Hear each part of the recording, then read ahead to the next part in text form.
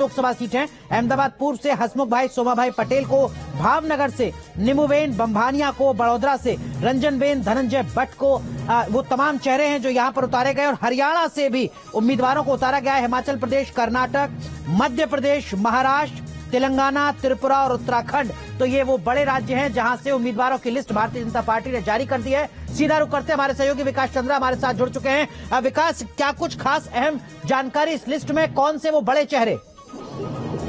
देखिए, अभी थोड़ी देर पहले ही ये लिस्ट जारी हुई है और जो अटकलें लगाई जा रही थी कि शायद 100 सीट का नाम का ऐलान बीजेपी कर सकती है, तो लेकिन मात्र 72 नामों का ऐलान बीजेपी ने किया। और सबसे पहले बात गढ़वाल से बीजेपी के राष्ट्रीय मीडिया प्रभारी है अनिल बलूनी, उनको पार्टी ने टिकट दिया है। साथ ही हरिद्वार से त्रिवेंद्र सिंह रावत को टिकट दिया है, जबकि पहले चर्चा चल रही थी कि शायद हरिद्वार से अनिल बलूनी को टिकट दे दिया जाए। लेकिन इंतजार किया जा रहा था कि उत्तर प्रदेश को लेकर के काफी अटकलें लगाई जा रही थी कि उत्तर प्रदेश की जो बची हुई सीट है, खासतौर पर 18 नामों का ऐलान बीजेपी को करना था।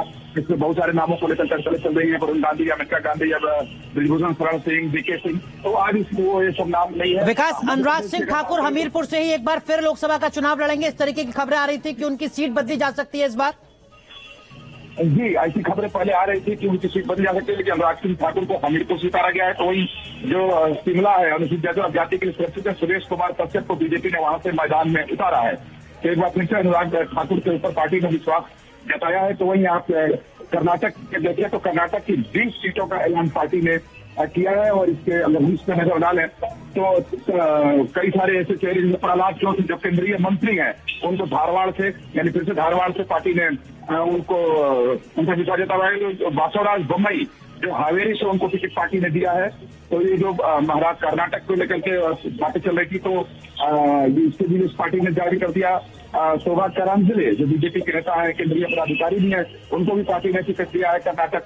विकास, पीयूष गोयल भी लोकसभा का चुनाव लड़ेंगे मुंबई उत्तर से।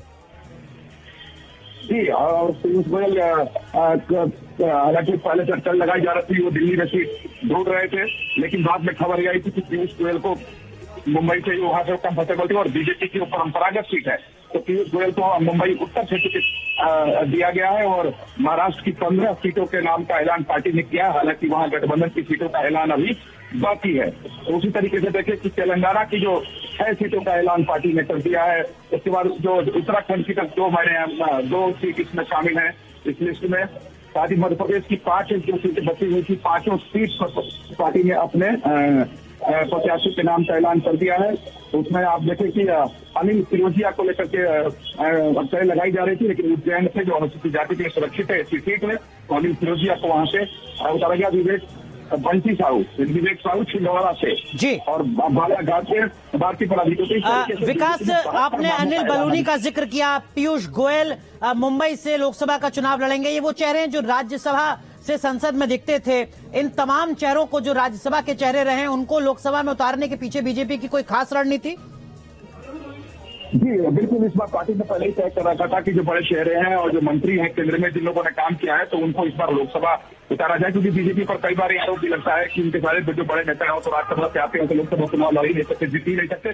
यहाँ एक चीज और बताना चाहूंगा कि नागपुर से नितिन गडकरी केंद्रीय मंत्री है और मोदी सरकार के काफी हाई प्रोफाइल मंत्री है, और अगर मंत्रियों की बात आती है तो सबसे ज्यादा चर्चा नितिन गडकरी की होती है। तो नितिन गडकरी को भी नागपुर सीट से ही पार्टी ने मैदान में उतारा है। तो अब इस बार कई सारे राज्यसभा वालों को भी पार्टी ने टिकट दिया है, क्योंकि पार्टी ने इस बार अपनी रणनीति बदली है।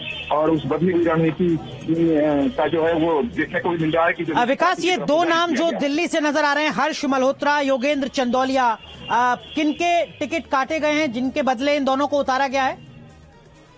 देखिए कि हंस और पहले ही टिकट जारी होने के पहले ही खुद ट्वीट करके उन्होंने पूर्वी दिल्ली के जो सांसद थे, पूर्व क्रिकेटर, काफी उनका नाम था, जब वो गौतम गंभीर, तो काफी गौतम गंभीर, तो उनके काफी महिमामंडन हुआ था, लेकिन वो पहले ही विड्रॉ कर गए थे। हालांकि जानकारी है कि उनको पार्टी ने पहले ही कह दिया था कि टिकट आपको काट दिए जाएंगे, आपको टिकट नहीं दिया जाएगा, इसलिए मसलियत कर दिया था। और हंस का ही कटना तय था, क्योंकि उनके बारे में काफी शिकायत थी कि बीजेपी कार्यकर्ताओं के साथ उनका सामंजस्य नहीं बैठता है, आम लोगों के बीच में वो नहीं जाते हैं, और किसी भी व्यक्ति की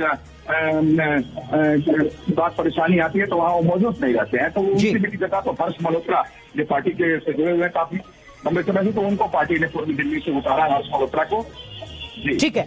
विकास, अगर हरियाणा की लिस्ट हम देखें तो यहाँ पर अशोक तंवर, राव इंद्रजीत सिंह रावत, कृष्णपाल गुर्जर, जो तमाम बड़े चेहरे बीजेपी के रहे हरियाणा से, और उनके साथ साथ मनोहर लाल खट्टर, जो अब से कुछ वक्त पहले तक हरियाणा के मुख्यमंत्री रहे, उनका भी नाम इस लिस्ट में है। देखिए, मनोहर लाल खट्टर को अगर छोड़ दे तो बाकी सभी नामों की संभावना पहले से चल रही थी, और जिस तरीके से अचानक राजनीतिक घटनाक्रम हरियाणा में करवट लिया, तो पहले ही कल ही सूचना आ रही थी कि करनाल से मनोहर लाल खट्टर चुनाव लड़ेंगे और केंद्र में आएंगे और केंद्र की राजनीति में अब उनकी भागीदारी होगी। तो देखिए, करनाल सीट से मनोहर लाल खट्टर को टिकट दिया गया है और मनोहर लाल खट्टर मैदान में उतारे गए हैं। जब कल उनका इस्तीफा होना था तो उसके पहले से ये बात चर्चा में आ गई थी। तो मनोहर लाल खट्टर मैदान में अशोक तंवर को सिरसा की सुरक्षित सीट है वहां पे उतारा है। तो वही अम्बाला जो ऐसी सीट है, सुरक्षित सीट है, तो वहां की प्रत्याशी को लेकर भी काफी चर्चाएं चल रही थी। आखिर बीजेपी किस पर दाव लगाएगी, तो अपने कार्यकर्ता श्रीमती बंतो कटारिया को मैदान में राव इंद्रजीत सिंह यादव। देखिए, गुड़गांव यहाँ एक बड़ा इंटरेस्टिंग है, जो कि हरियाणा में नॉर्मली जो यादव कम्युनिटी के लोग होते हैं अपने नाम के आगे राव लगाते हैं, यादव नहीं लगाते हैं। लेकिन गुड़गांव से जो लिस्ट जारी किया गया है तो पूरा नाम लिखा गया है कि श्री राव इंद्रजीत सिंह यादव, ताकि ये मैसेज जाए कि बीजेपी ने यादव को टिकट दिया है। तो ये इंटरेस्टिंग है काफी। उसके बाद फरीदाबाद जो अभी भी सांसद वहां से हैं, केंद्रीय मंत्री भी है कृष्णपाल गुर्जर, तो उनको भी पार्टी ने फरीदाबाद से ही मैदान में उतारा है, विश्वास जताया उनके ऊपर। बिल्कुल, लेकिन वो चेहरे जो अब तक राज्यसभा में पहुंचते रहे हैं, जिनको इस बार लोकसभा का टिकट दिया गया है इस लिस्ट में, अनिल बलूनी और पीयूष गोयल, ये दो ही नाम या कोई और चेहरा भी विकास जो आप लिस्ट में देख पा रहे हैं?